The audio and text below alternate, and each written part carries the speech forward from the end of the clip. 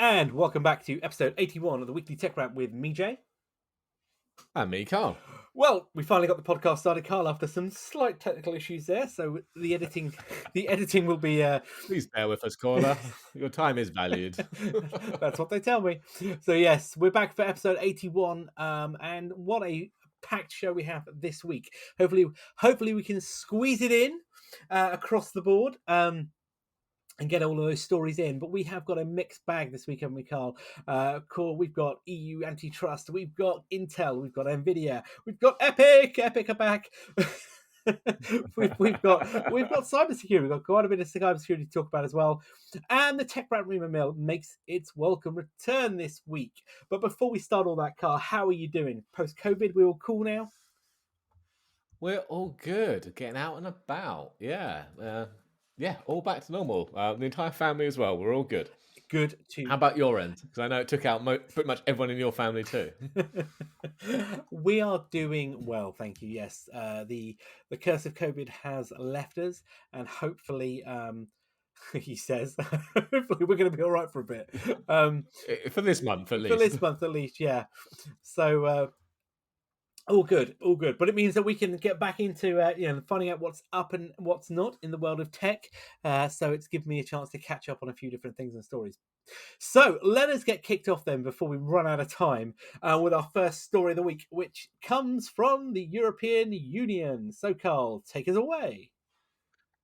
Does indeed. So the EU have reached a kind of provisional agreement on their new Digital Markets Act. Well, I say new, it's been mulling around for a number of years now. But it's kind of an antitrust law meant to kind of rein in Apple and Google and Meta and the other tech giants. But the real standout one there actually is that they're decreeing that the largest messaging services, such as WhatsApp, Facebook Messenger, iMessage, will have to open up and interoperate with smaller messaging platforms if they so request. There are so many things to unpack there. Why just the largest messaging services? Well, why not all messaging services? Do the large ones have to also be compatible with the other large ones, or only with the small ones? It's really not very clear from the wording they put.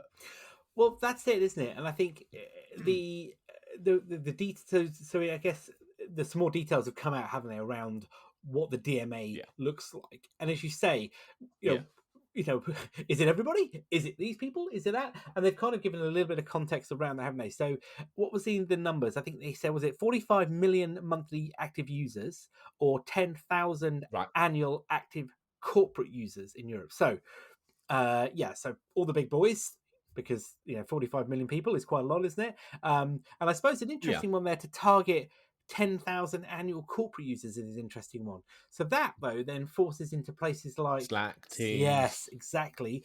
Facebook Workplace as well. Easily. Those kind of stuff. But yeah, it's a very clever one, because you're right, because people like Slack could have fallen out there, I reckon, and Teams, couldn't they? Because they could have argued, well, we're not a consumer product. Yeah, definitely. But yeah, does it have teeth?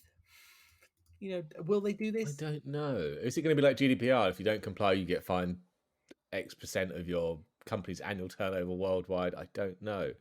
But I think they've gone around this the wrong way. I mean, so apart from the old, are you big enough to do it, and why only the large ones? Why not the small ones? Why not everyone?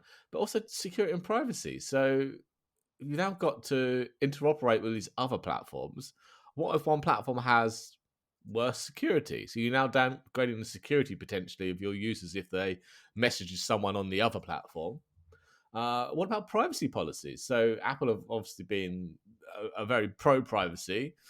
Meta, not so much. Google, again, not so much. So if I now send a message from my iMessage, which is secure and private, to WhatsApp or Facebook Messenger or whatever Google's one's called, Google. Oh yes, Messages. Meet, isn't it? No, Meet, is it? Yeah, because Hangouts. Am I now potentially having my data harvested at the other end? I just, I don't know. To me, I've got, like you say, a bit like you. I've got so many thoughts on this. I get why they want to do it. We know last year Google were kind of making a lot of noise around Apple should go down RCS, didn't they? And one of the senior execs was kind of saying so much, wasn't he, publicly, without saying Yep. Apple in direct words. But Apple's not interested. They don't want RCS. They don't care. They don't need RCS. They've got iMessage. As far as they're concerned, iMessage works across their whole ecosystem. I'm sat here. I've got a Mac. I've got an iPad. I've got my iPhone. I can iMessage across all of those devices, and pretty much everybody I know in my immediate family has an iDevice, and we can do it. I don't need RCS. And then no, but I think if you were going to impose something, why not impose that all platforms support RCS? Then WhatsApp. All messaging services support RCS either primary or as a fallback if the other user isn't using the same platform. I think that's much more achievable than this interoperability.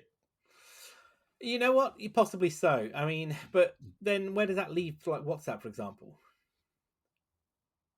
Well, it's the same boat. If you're messaging from within your WhatsApp application and it's not to someone else using WhatsApp, it's to someone using Meta, then it falls back to RCS.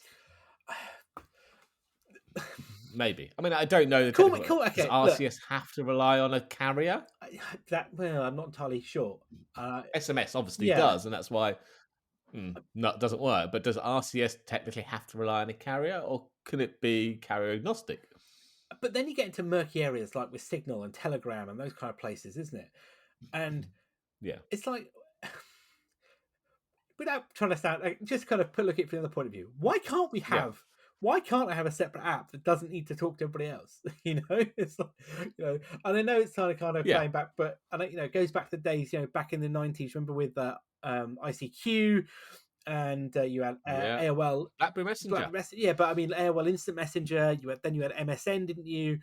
And there were other platforms. And do you remember what was that app? I think came out in the early 2000s. Was it Pigeon?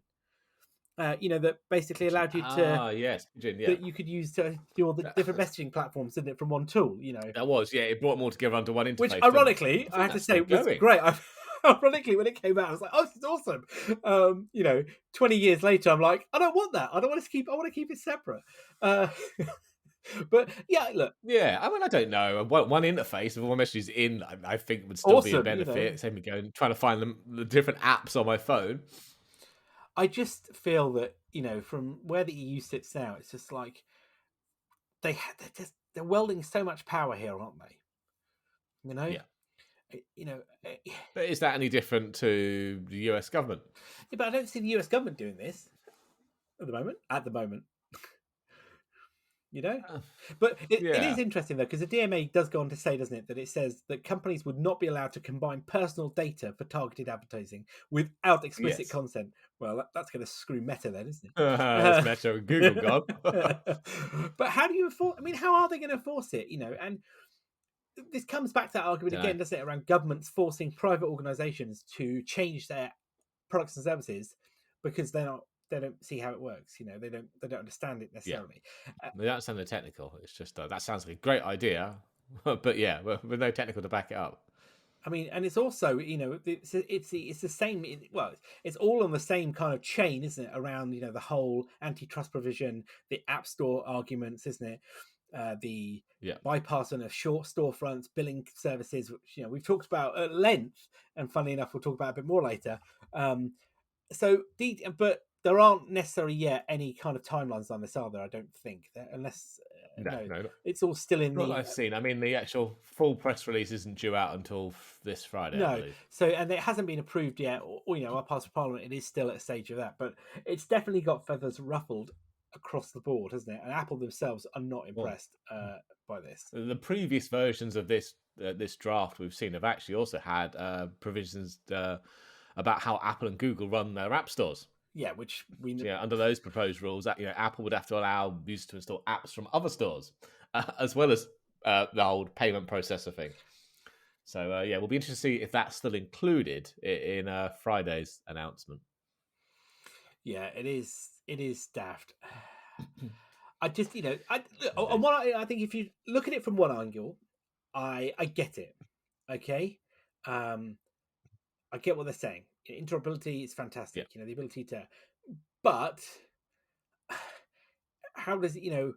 If you look at the countries in Europe, in typically speaking, SMS is a dying technology, isn't it? Really, but it's universal. it is universal. Well, so universal if you have a phone, if you have a carrier agreement, I should say.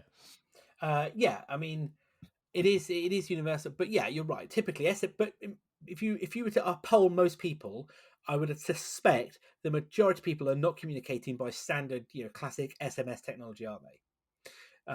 No. And I think if you look at other markets, the US is probably slightly different, I suspect, given the broad spectrum. But if you were to go to other developed nations, let's take, I don't know, Japan. I'm pretty confident their SMS is not strong. Strong option there. So it's like, what's the rule here? Is it because there's no control?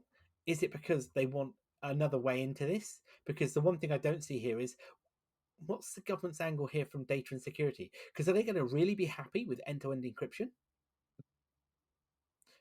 No. Well, this clearly breaks end-to-end encryption, doesn't it? Well, yeah, but then you've got. Well, then you're going to argue. Well, Apple are going to argue that iMessage is encrypted. WhatsApp and Meta are going to argue, well, hang on a minute, our communications are encrypted end-to-end. I don't know what the average user number of Signal or Telegram is, but let's just devil's advocate say, yep, they hit the threshold for 45 million. Well, they're definitely encrypted, aren't they? We know. Yes. So yeah, because encryption is such a dirty word now, isn't it, from governments? Oh, massively. Yeah.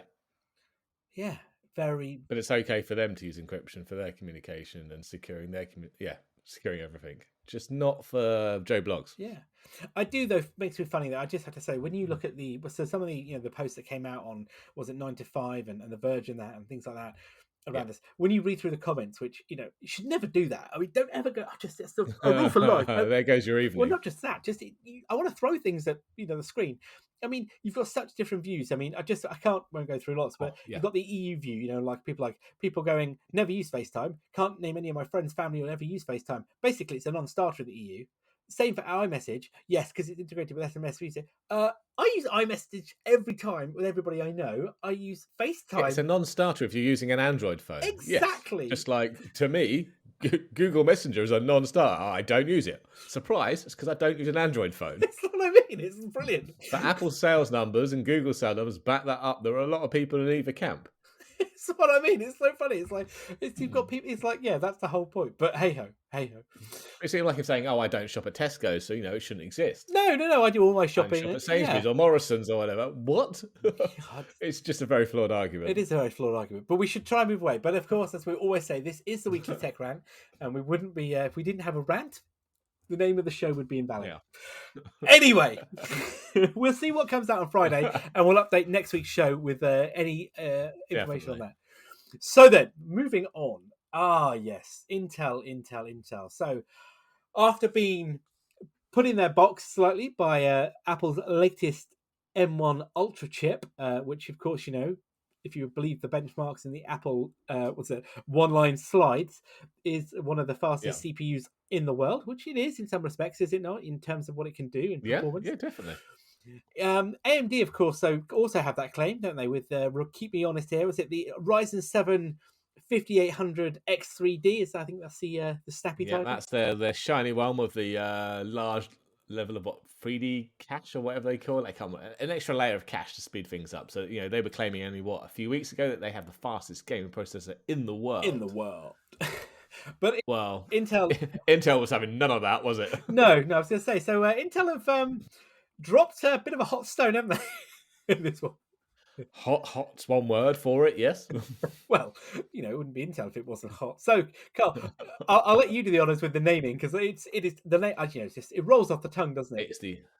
It's the Core i9 12900KS.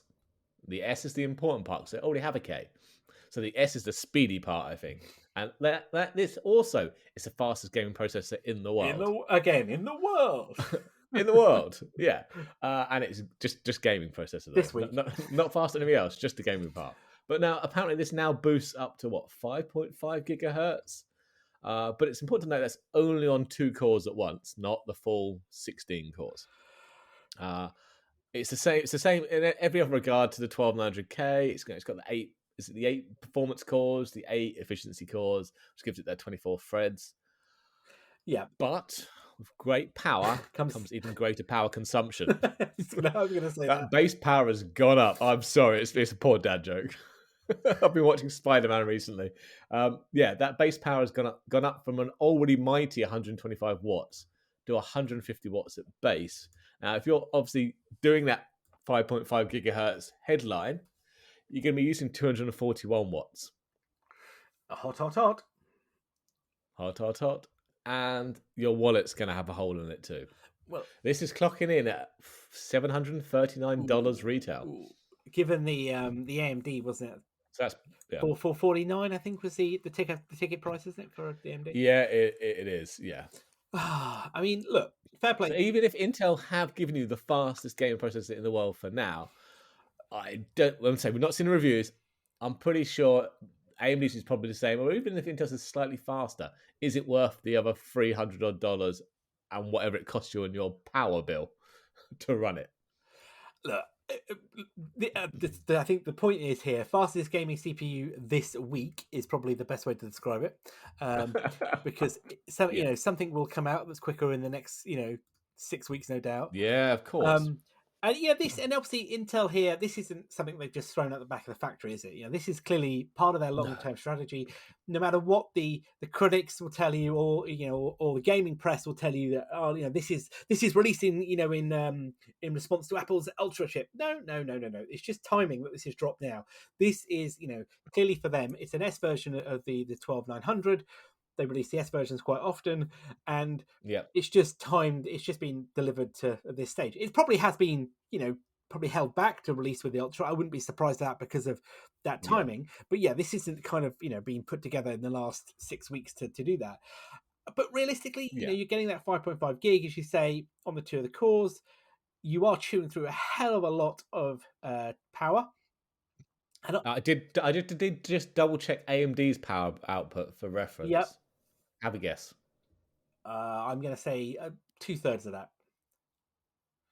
105 watts. Well, there you go. Exactly. So Intel's base on the 12900K is 125. Yeah. So, and it's now, was it 150 base, isn't it, for the KS?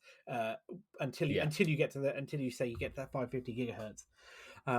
So I mean, you need a hell of a heatsink on this, or some nice water cooling. Oh yeah. But realistically, are you going to get anything for that? I mean, surely there is a performance increase. DCS, yeah, single core. It only cares about megahertz DCS. The ideal processor for DCS. Yeah, single core performance. Awesome numbers. But I mean, what you're right. This is the CPU for those people that have got money to burn and want the best of the best, isn't it? At that time, it is. So talking of the best and money to burn, our next article nicely lined up. Well done. I like it. So we did speak. Was it back in Januari? January. Yes, Nvidia teased when they released their 3050, was it, or 3060? They teased about the RTX 3090 Ti. And you would have more information at the end of January. Well, January came, February came, March came, and nothing. Well, yesterday, was it? Yep, yesterday they finally announced the 3090 Ti to the world. And for me, it was a bit of an underwhelming announcement. I mean, don't know where to start on this one. It's a minor bump, really, compared to the 3090, isn't it? I mean, you've gone from an extra 256 CUDA cores. You bumped up by a whole 160 megahertz on your boost clocks. You've gone from 1.7 to 1.86, and the memory clocks have been bumped to give you 21 gigabits per second rather than 19.5 in the 3090. We've thrown in a PCI Express 5 power connector. Yeah, so that's what I'm saying. You're right. It's marginal. Yeah, that's about it, isn't it? Yeah. So memory clock is, I say, up from 19.5 gigabits per second to 21. The clock is 1.86 from a 1.7. Yeah. And 7, yeah. And you say the CUDA cores and the ROPs, the ROPs are the same at 112, but ROPs haven't changed, yeah. The CUDA cores is basically looks to be just shy of 300 an extra 300, isn't it? Yeah, 256 more cores. See, you counted, I didn't. But yeah, yeah. Notably, though, interesting as you say, the power. So it has got the new power connector, the new ATX3 power supply specification connector, which is designed to bring 600 watts over a new 16-pin connector, which obviously is going to be for next generations. And it also uses variable power as well. Now, interestingly, though, this card comes with that new connector, but isn't using any of that new capability. So it's only operating at 450 watts as opposed to 600. I wasn't sure because I wasn't sure the previous spec allowed up to 450. I thought it was capped around 350, and that's why they put the new power connector on. But I haven't looked that deep into it, so I could potentially be wrong here. Well, but yeah, 450 watt for a GPU, along with your 250 odd watt Intel. CPU. So yeah, so we're at close to 700 watts just for the CPU and the GPU without adding anything else to your system. I mean, yeah. Again, this is the card for everybody who wants the best of the best, isn't it, at this stage in the game? Considering that the 40 series are likely to be released this year. Down the corner. Yeah. September, October, November, sometime this year, definitely. I mean, look, I get this. If you haven't upgraded yet and, you were on the previous Titan or something like that, this is probably where you want to be, isn't it? If you're on a 3090 or a 3080, then I don't see any realistic, for what you're paying through the nose from, let's take the 3080. Let's just say you're on a base 3080, which has had a recommended retail price of around $700. You're looking at dropping the best part of $2,000 on this, aren't you? That's just for the Founders Edition. Yeah, this isn't any of the... They're traditionally one of the cheaper models, and no frills. They're the reference card. And third parties add their own cool PCB designs and coolers or water cooling or whatever, and they overclock them, don't they, and then bump the price up. So you're looking at least $2,000. And providing you can actually buy one. And they do look nice. Don't get me wrong, the Founders Edition always look very tidy looking card. That's why I looked out specifically for a Founders Edition, because I thought it looked nice in the case. Yeah, so I mean, look, this is aimed at high end gamers. It's aimed at people, content creators, the reviewers, isn't it? There's a whole raft of specific consumers that they want to go down the road with this. But yeah, I think if you're in the boat and you're looking to upgrade and you can wait, then it's probably waiting then for the 40 series, so 70, 80, 90s is kind of that top end. And again, news is dripping out about these, isn't it? We talked again a few weeks ago back, I think it was 2 weeks ago, about the 40 series in terms of what the kind of spec was looking to be. Well, some more news again has dropped, hasn't it, around the Lovelace spec. And talking of power then, power does seem to be the thing that everybody wants, isn't it, right now? So don't buy the 3090, wait for the 4000 series, spend the extra money in the meantime on a new power supply, because you're going to need it. But yeah, we had a couple of days ago, kind of a PCB schematic leaked of the 4080 and 4090 Founders Editions. So again, the PCB's looking fairly the same. You got, it looks like a layout for the same 12 or 24 gigabytes. So I think the 3080 you get 12, don't you? And the 3090 you get 24 gig of memory. It looks to be the same 384-bit bus. And it's looking like the current GA102 is the same as the new Lovelace chip pin-wise. So it should just be a straight slot in for manufacturers into the PCB. There shouldn't too much there. But yeah, it's where the power phases come in. We're upping them from 18 to 24 to allow that up to that 600 watts that the PCI 5 spec allows. So these are going to get toasty. But for your toasty, you're potentially looking, as you say, that quite a lot of memory, quite a lot of performance. Same memory as today's ones. I suppose it's all going to rely on how fast that memory is clocked at. Well, yes, and how much better the actual GPU core itself is. But yeah, this whole power consumption piece though is worrying, isn't it? Given the cost of electricity at the moment and power, generally speaking, I can't speak for everywhere in the world, but in European countries at least, including the UK, it's not cheap at the moment. Does it come with a share in your local energy provider? It might need to, because that long night of gaming might cost you a fair amount of money. Yeah, I get. We look, the Alchemist cards still haven't dropped properly yet, have they? Despite numerous releases. No, we still don't even see them out in laptops yet, So we don't. and they're meant to be the first So ones. we don't yet know what the Alchemist real power consumption is either. I'm guessing it's nowhere near this, but I'd be interested to see I wouldn't have thought how so. high it does take it, though. Wouldn't you agree? Yeah, completely.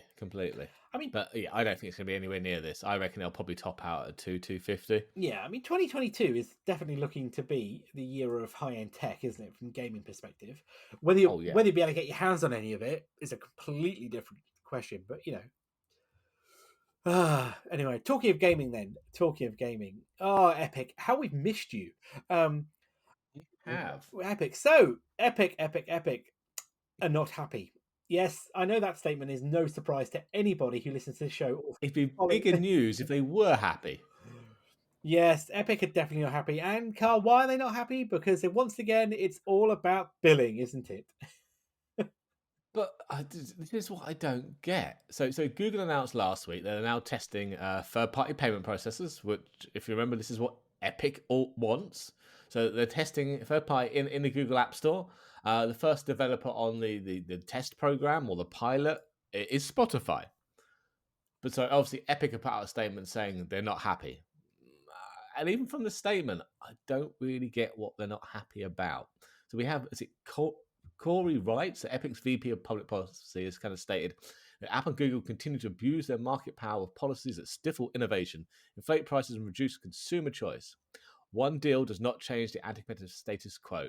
We will continue to fight for fair and open platforms for all developers and consumers, and work with policymakers and regulators to hold these gatekeepers accountable for their anti-competitive conduct. This isn't one deal. It's a pilot. You need to have people testing this first, don't you, before you release it to the public. Otherwise, it won't work, and you'll be moaning then. And this is a bit that you're right. You can't have it both ways here. I mean, I think they're annoyed that they're not the first person on the pilot. But did they ever really think they'd be the first person invited to the pilot? No, I think that's the problem, isn't it? They're part of that. They're part of that. What's the coalition? Is it App Fairness Coalition? As you say, with Epic, Spotify yes. members. But you're right. Google probably, in some respects, don't want to get into another fight with Epic, and probably thought, you know what, let's test this, and then we'll bring Epic in when we're kind of happy that things are working. So we'll start with probably a safer bet. Yeah. So Spotify probably felt that they were a safer bet, and you go down that road. But all Epic have done again is just throw their toys out the pram.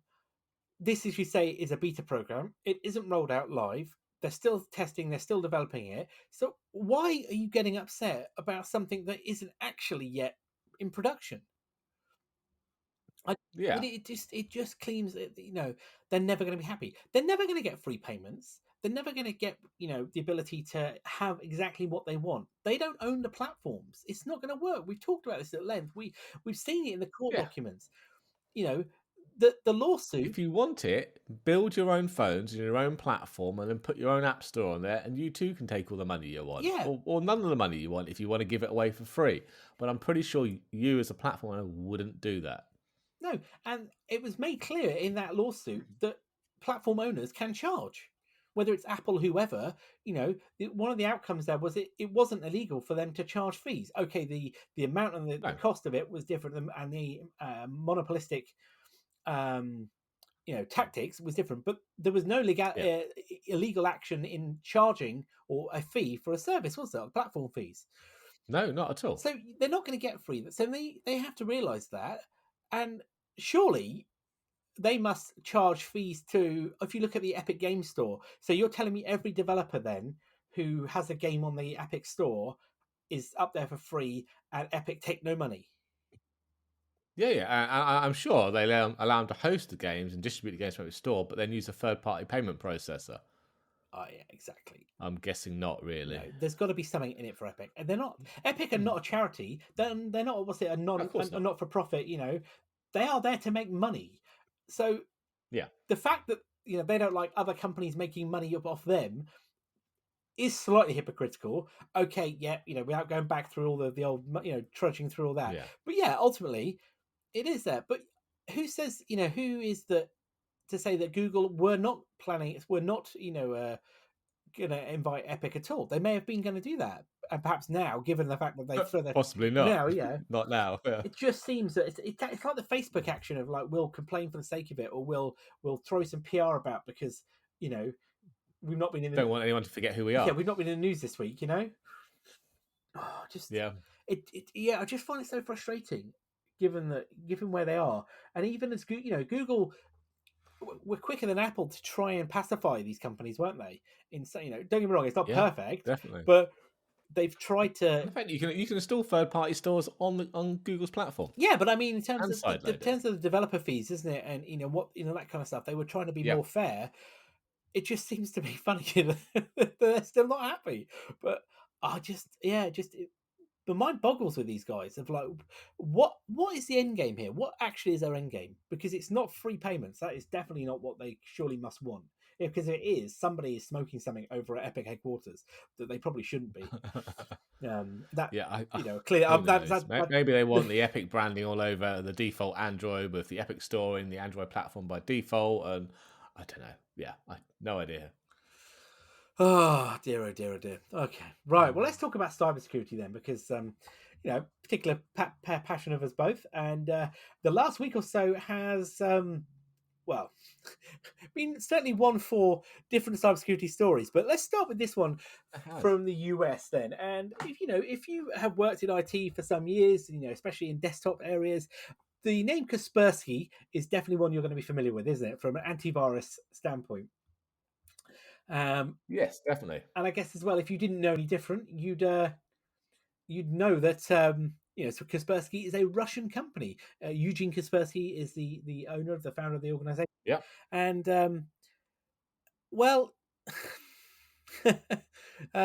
he's not having a good day. No, he's not having a good day whatsoever, is he? So I didn't realize, but they were actually banned from working with federal companies back in 2017 under the Trump administration. Yes. But the recent news has come out that actually they're now banned pretty much everywhere else, aren't they? According to the FCC. Well, yeah. So yeah, the FCC have now added them to the list of entities that pose an unacceptable risk to the US national security. Now, while this doesn't outright stop US businesses buying Kaspersky products, it does stop them from using federal subsidies provided through the FCC, such as their Universal Service Fund, to fund that purchase. So I mean, as a normal business, I think you're still okay to buy them if you want to, as long as it's your own money, not the government's money you're using. But yeah, if you are a government entity or use government money, you're completely out of luck buying Kaspersky products now. Yeah, which I suppose you could look at this a bit like the whole Chinese thing, isn't it? It's like, is there a real threat here? Is there a risk? Should you be concerned? Well, I guess it depends. I don't know.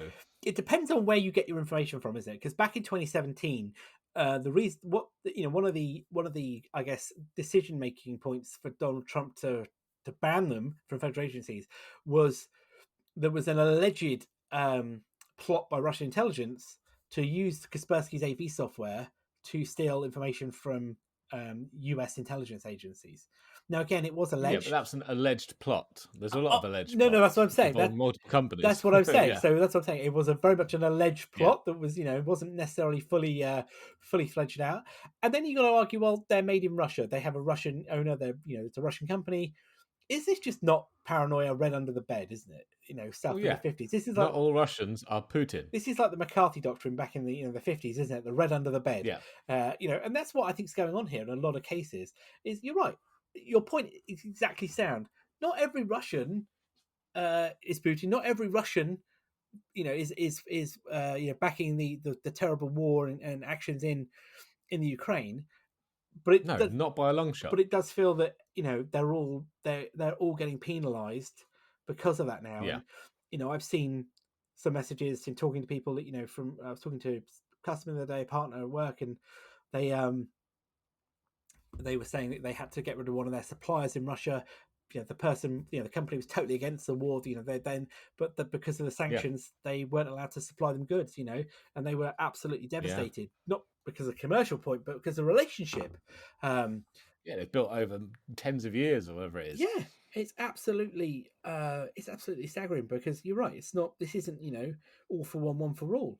So yeah, you can't help but wonder, is this a concern? Because actually, Kaspersky, despite what personally may or may not think, it's supposed to be quite a decent product. They've been around for some years now. Yeah.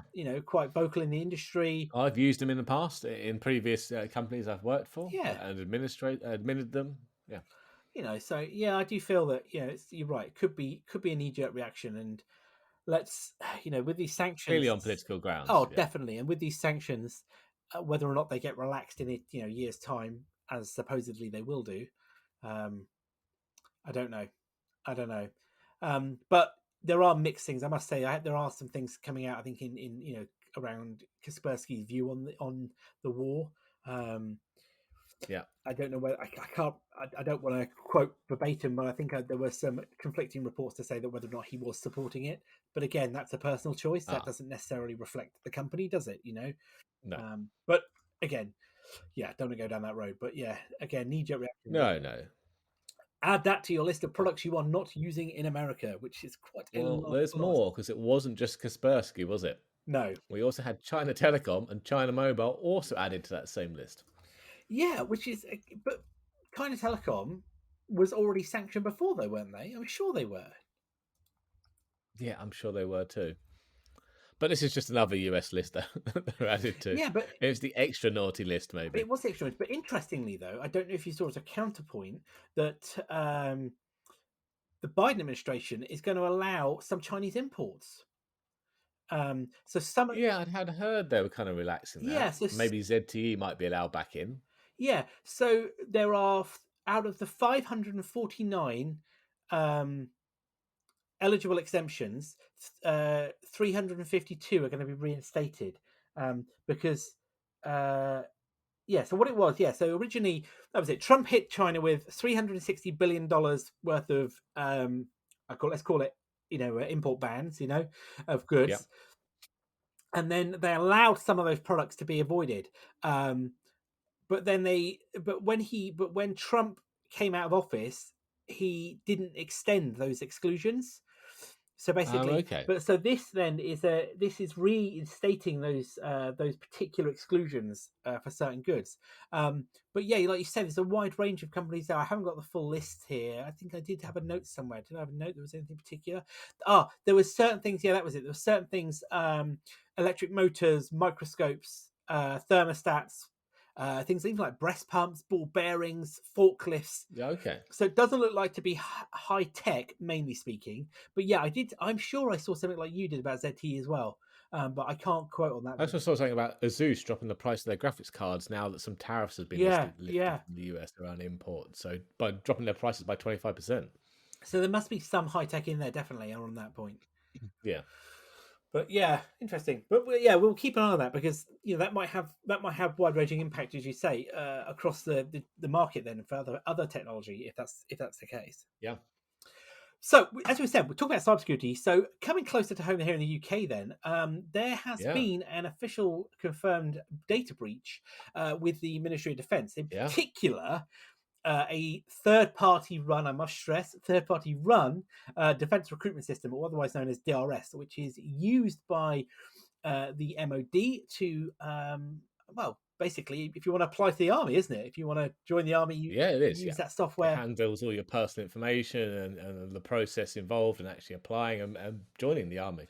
Yeah, so handles. But it's so this is this leak was confirmed as of the 14th of March. That's when apparently it was. The army was informed of the indeed, breach, and what's this statement? There's a quote here, isn't it? I said they were informed that a group of hackers was going to release army application data on the dark web, according to a source familiar with the matter. And now it's been shut down and no longer up and running, isn't it? So. Yeah, but that information has been released, though. It is for sale on the dark web. Yeah. Between 125 and 150 candidate details, let's say. They're on for sale for one Bitcoin, or what that $42,000, somewhere around there. So yeah, they did get information and are trying to actively sell it. So it's quite concerning then, isn't it? So I guess, from a military standpoint, it's worrying because if you've got potential candidates into the army and you've got their details out there, somebody can buy them. You can do identity theft. You could coerce them, I suppose, couldn't you? You could Yes, you could. Yeah, coerce them in, potentially speaking, the old classic, going back to the red under the bed, but the older Soviet sleeper agents, in the US, yeah. which isn't, it sounds like science, it sounds like fiction, but it certainly isn't. I guess there's that as well. But the fact again, anything to do with the military and data releases is definitely concerning. But this DRS system though hasn't been particularly successful. I don't think is probably the right way to look at it, is it? Since it was introduced. No. Who runs it? It's Capita, isn't it? Sorry, dear. And they're still investigating it. But the army did take the system offline as soon as they, as a precaution, as soon as they heard about it. Unfortunately, we don't know much about the methods or the extent of the hack, other than that data was released. Surprise, surprise, Capita are refusing to comment on the situation at the moment. Wow, you do shock me with that statement. I know, they're always so forthcoming and do such a great job. Yeah, Capita haven't got the best of reputations with delivering products on time. There's a quick Google would tell you certain That things. work. Yeah, again, it's purely for information that you see in the public record. But yeah, so DRS has been run. It was launched. It was meant to have launched back in 2013, or the online recruitment was meant to do that, but it never was delivered. Yeah. And then in 2014, Capita won the contract to deliver on this product. Yeah. Which is now known as DRS. And then DRS was finally launched a couple of years ago, wasn't it? And there was an interesting statistic in 2020. The MOD said that 12 months after DRS was switched on, they had a 22% drop in candidates. Which, when you break that down, apparently that equates to 25,000 potential applicants. Wow. Jesus. I mean, it's not a good system by the look of it. There are concerns around it, around the data, around the concern. So it's they still don't apparently have, the army don't have full ownership of it. There is according to sources again familiar with the subject, they are building a new platform to running until 2026. Again, like a lot of these public sector things, they do drag on a bit, doesn't it? But interestingly though, the RAF and the Royal Navy don't use it. They use a different system that's run by Pegasystems, which was signed last year, which is apparently running on standard, according to the agreement, runs on a standard production cloud offering via AWS. So probably using their government data centers. Yeah. I mean, given the state of play where we are at the moment in current affairs, with the things happening in in the world, anything reducing data breaches with military, or as I say, or anything government is concerning, isn't it? Because you just, of course, especially if you look to the Ukraine, and again, as we stressed before on the show, our thoughts are with those that are affected there, and what is clearly a very highly illegal and immoral operation that's happening there, as or a special operation according to the Russians, but the rest of us know it as a war. So they're interesting with around that. Then one of the things that the Ukrainians have been doing is leveraging satellite internet, haven't they, for a while? And they have. I think they're a big proponent of using it, obviously due to where they are in the world and current infrastructure there. So yeah, they use satellite internet a lot. And also there was recently, Elon Musk sent out a load of Starlink capability to them, didn't they? He did, yeah, to help them with that. And of course, that's helping to support their command and control systems. There are some reports saying that they are using that to support the drone strikes that the Ukrainians are doing. So there's a lot, and communicate with the outside world, of course, because actually, when one of the things that if you're fighting a war, one of the things you want to do is cut off communication, isn't it? Because you don't want people. Yeah, of course. But just before the war started, there was some reports coming out, wasn't there, about a hack on a satellite service that was leveraging KASat that was providing satellite internet services to Ukraine and other areas.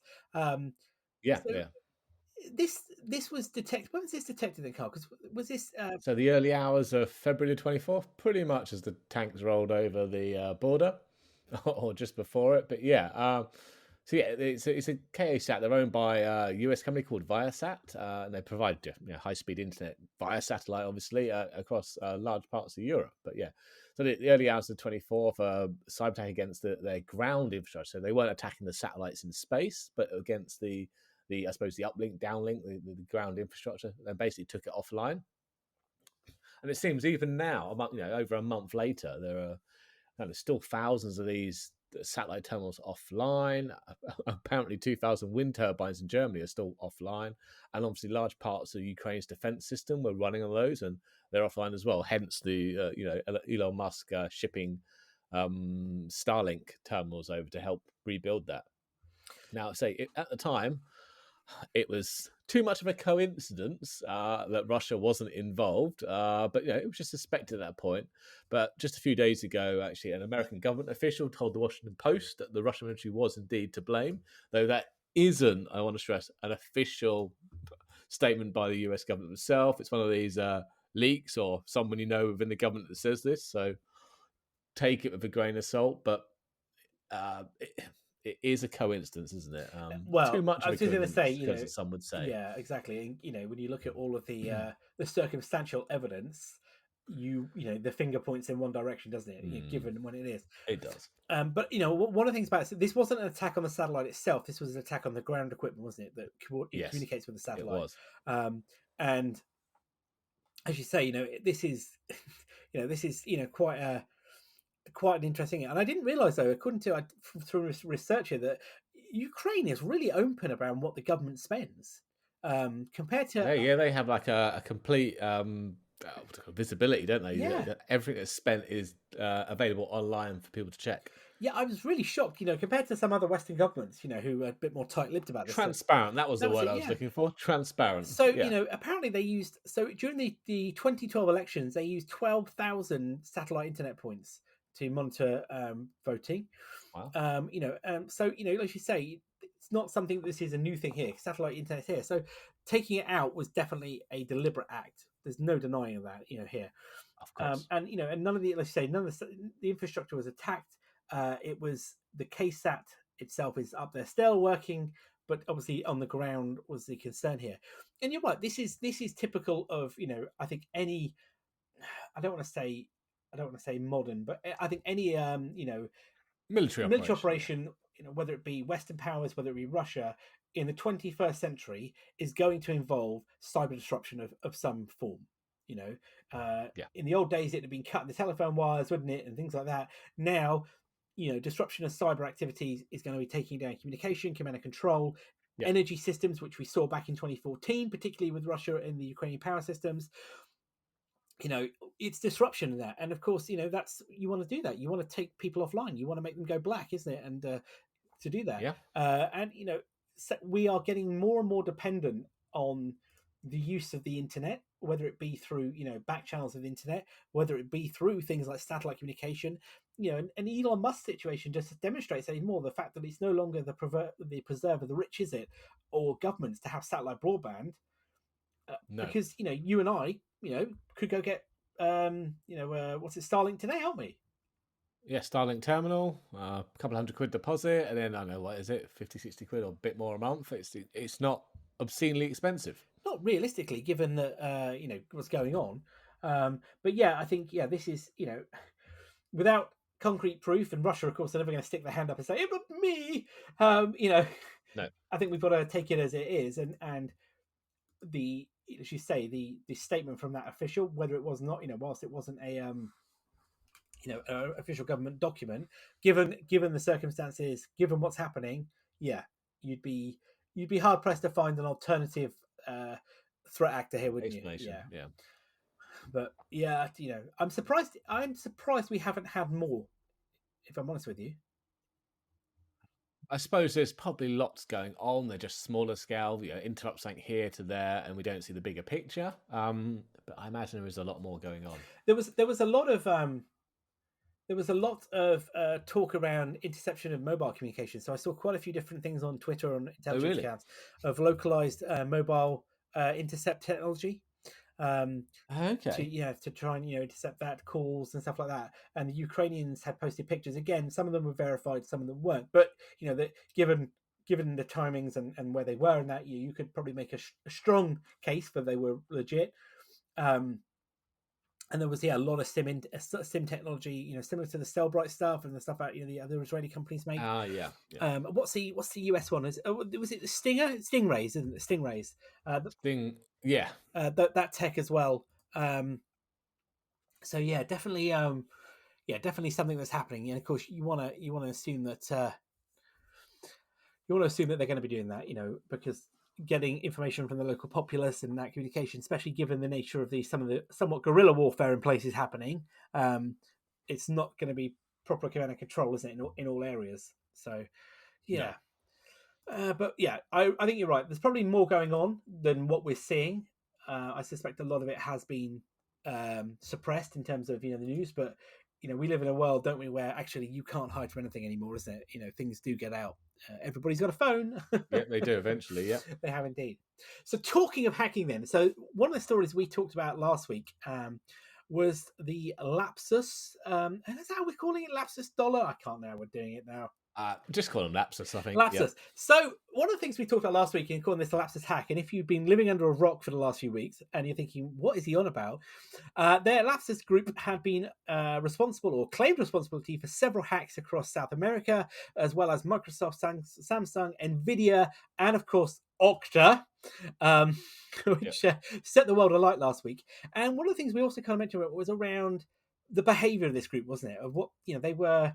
Yeah. They were really there for destructive purposes, weren't they? They were breaking in, stealing data, talking about selling it, but then they were releasing it anyway, weren't they? And kind of a lot of bragging was going on, wasn't it? About what they weren't very careful. Their OPSEC practices weren't very clean or very great, were they? They left kind of a trail, but it seems that trail may have caught up with them. Yes. Yes, indeed. The City of London Police, apparently, very close to home here. They announced they detained and then released under investigation 7 people to do with the lapsus gang, aged between 16 and 21. So a very young gang. Again, not surprised, are you? In some respects, because no, seeing the communication they output and the way they act, it's not surprising at all. No, and I think there were some initial rumors floating around from some of the high end investigation teams. Yes, notably statements have come out from Palo Alto's Code 42 unit, and I think there were some other research teams as well, that saying that they were fully aware of the identities of the lapsus group, but were not in a position to release those. And definitely Morgo, given the fact that they were a minor in pretty much most jurisdictions. But interesting. Yeah, go on. You can say. Go ahead. I was going to say, yeah, they got docked. Especially considering the crew's leader. yeah, and they got the crew's leader is meant to be a 16-year-old boy from Oxford who was then doxed after an apparent falling out with his business partners. Yeah, so if you're not familiar with what doxing is the term for releasing of personal information, isn't it? Finding out the name and address of that. And actually, according to I think Code 42, there was a statement from them, the Unit 22 is it 221B, Alison Nixon, yes. who's the chief research officer, said that they'd had his name since the middle of last year, and they identified him before the docs. But they said that they'd been the clues they'd left due to OPSEC mistakes. And as you say, the behaviour of this just said it. And I think, given the fact of what they were doing, the break-ins, were doing, it was destructive, as we said. They were, trying to extort money, and apparently he had about $14 million in Bitcoin, didn't he? Yes, he's done all right out of it at the age of 16. Yeah, but the Okta attack was analysed quite heavily, and there was quite a lot of public information coming out. And one of the analysts, I think, there was some documentation leaked, and one of the analysts had shown that a lot of the stuff was done with off-the-shelf tools, weren't they?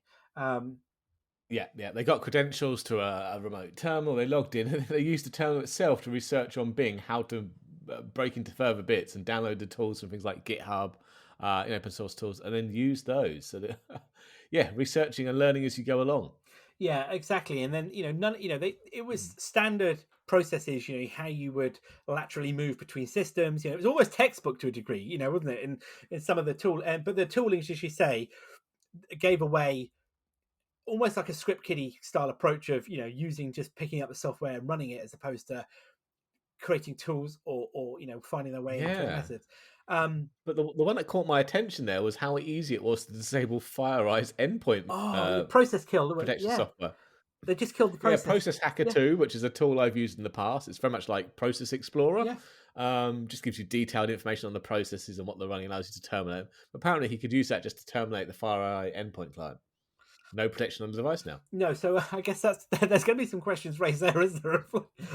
Yeah, FireEye have some answers, won't they? I'm sure. Yeah, it's like, okay, guys, we might have a chat about that.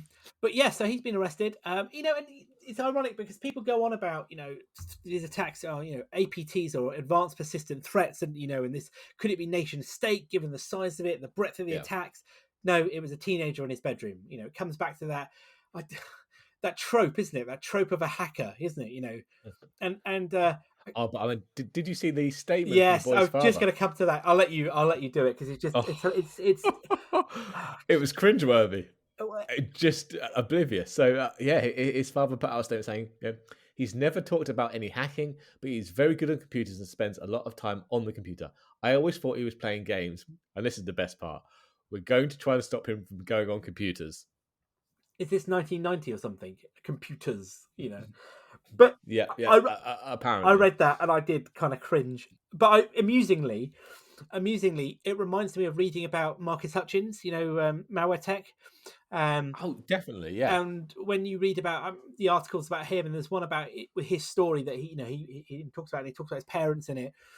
And his parents said the same. Was it Wired? Yeah, very good article. His parents said the same thing.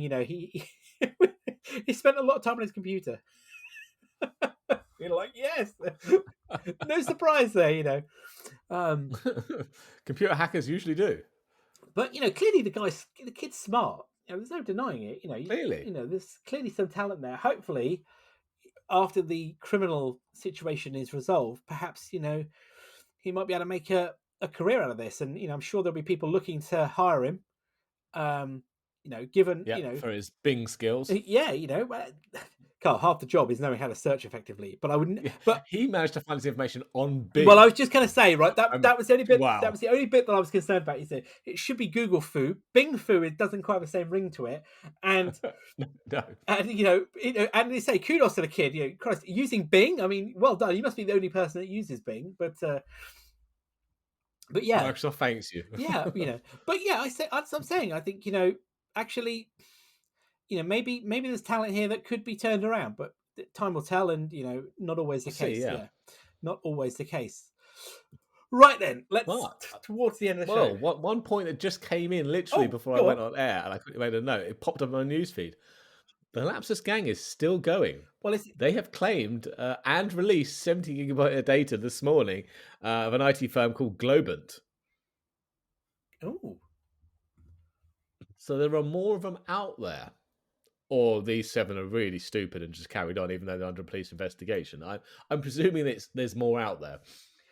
Yeah, but is it like anonymous? Isn't it? Perhaps like you chop off one head and the rest carry on. Under the same moniker.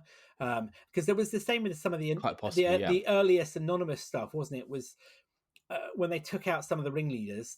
There was another group kind of stole the name, didn't they? And kind of were like, Yeah, it could well be.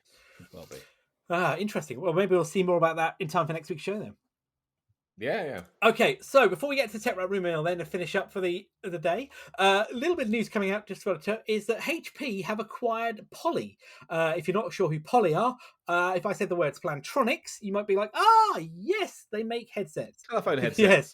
Yes. Well, Plantronics and Poly merged a couple of years ago, didn't they? And now HP is buying them for an all-cash deal of around 3.3 billion, which is interesting. So that's a pretty penny. Yeah, so HP, I guess, are trying to reinvent themselves, aren't they, in some respects? and this fits in with the whole modern work, hybrid work, doesn't it? Approach, and giving them bolstering to what that market space. Yeah, I reckon. I guess that's the only thing. I suppose so. We'll sell you all your servers, workstations, laptops. We'll also sell you the headsets and the video conferencing kit as well. We'll do the lot. Yeah, but interesting. I do like some of those headsets. The old Voyager ones, and I've got the old Plantronics. A couple of their Bluetooth or USB-C ones. They'd be quite good. So they're good kit. But I just hope they don't kill the brand. Does that make sense? And I think eventually it will do. Yeah, probably. But like all acquisitions do. probably.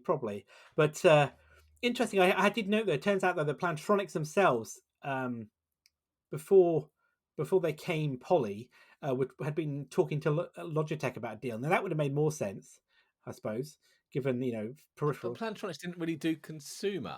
Logitech is very much a consumer company. No, but maybe it was supposed to bringing that tech in. And I guess Logitech, as you say, probably didn't want to go down that road. But who knows? But yeah, just a little tip of news there. So then, Carl, let me hang on a second. It is time for the Tech Rant Rumour Mill, or the return of Tech Rant Rumour Mill. So then, Carl, I know you've been dying to do this, so dust off your rumours, and what have you got for us then in the next 10 minutes? Well, this was an interesting one. So if you don't currently have the money to pay for an iPhone up front, I'll just prefer to spread your cost monthly. Apple already has kind of several options, including things like the iPhone upgrade program that me and you both use. Yep. Well, it seems that Apple they're due to introduce a new option, renting your iPhone or iPad, apparently. So a lease?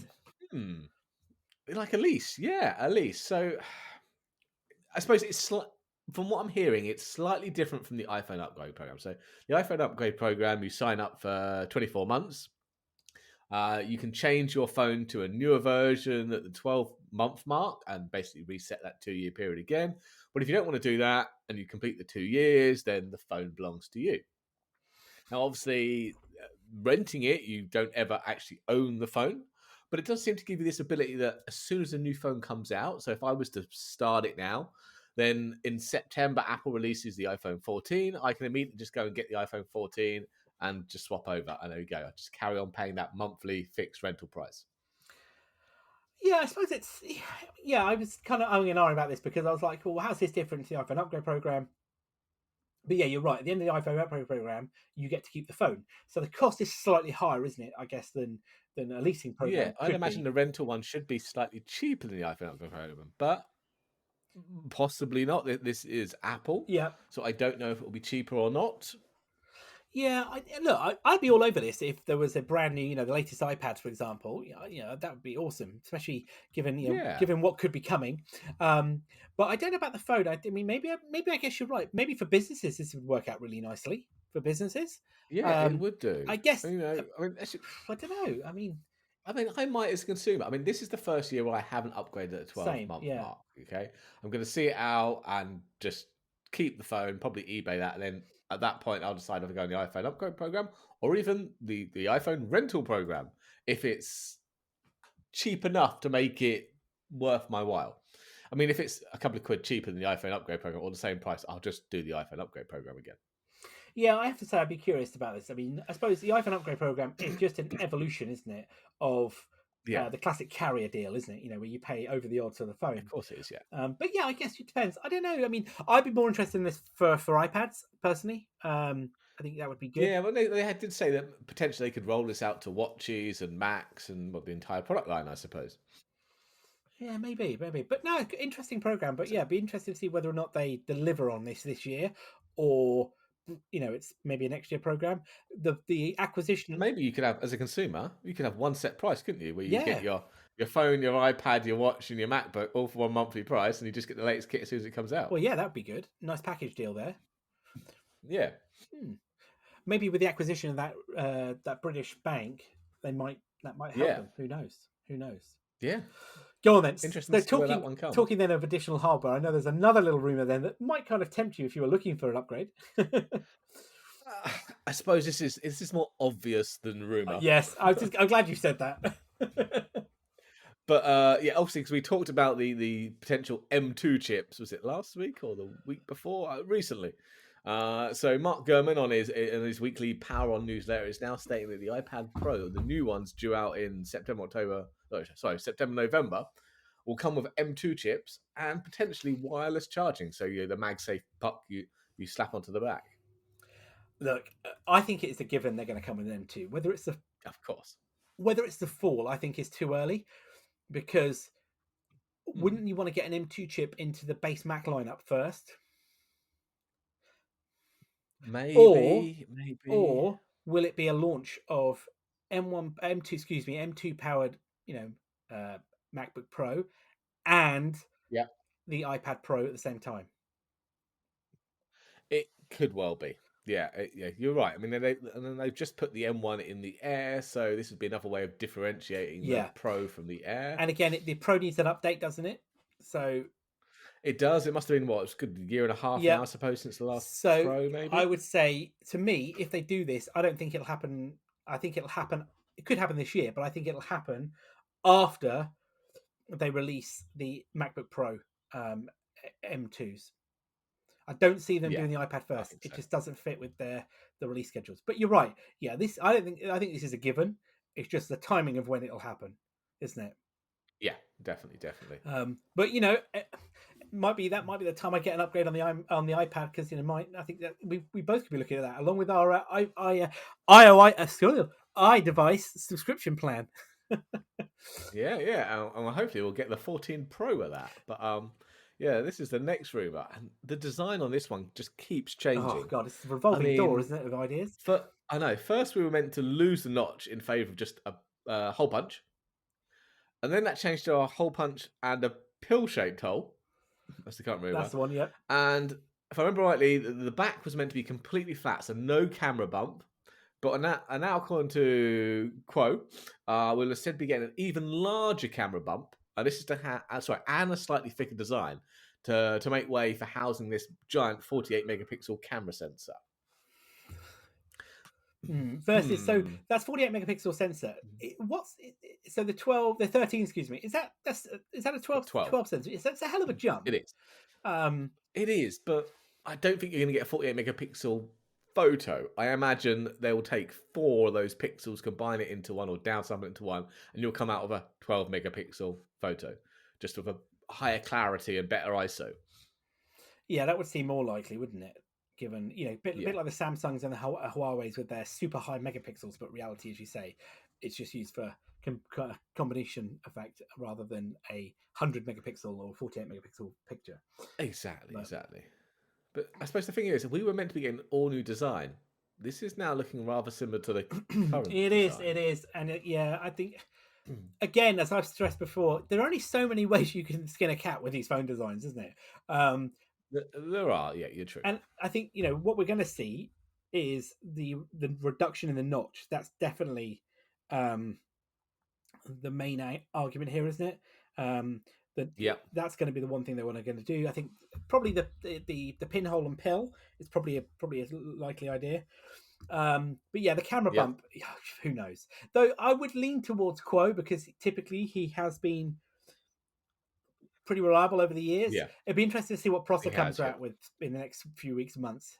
Oh no, I watched. He had a video out the other day, and he was having a complete meltdown. He's like, "I've given up on the iPhone 14 rumors." Every time I say something, they change it. Tim's having a go at me.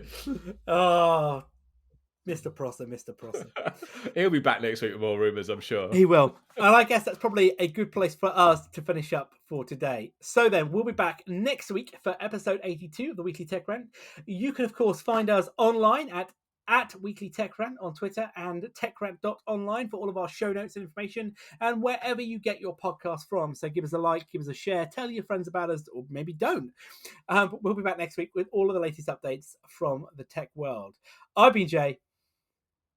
I've been Carl. Have a good evening, all.